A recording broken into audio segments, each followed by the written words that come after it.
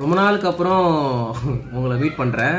மதியானம் கீரை குழம்பு மீன்லாம் சாப்பிட்டதுக்கப்புறம் நைட்டு சரி பரோட்டா சாப்பிட்லான்னு சொல்லிட்டு எங்கள் அப்பா கிட்ட சொல்லிட்டேன். எங்கள் அப்பா நல்லா சுட சுட சுட சுட பரோட்டா வாங்கிட்டு வந்துட்டாங்க. அப்பா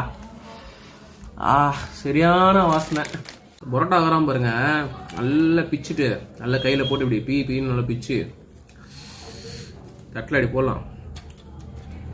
தட்டில் ஒன்றுச்சா இல்லை, பரோட்டாவை நல்லா பிச்சு போட்டாச்சு.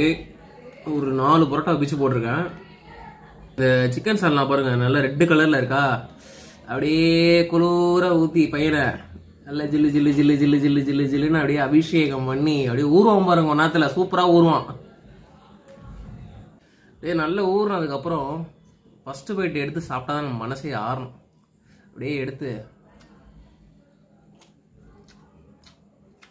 அப்பா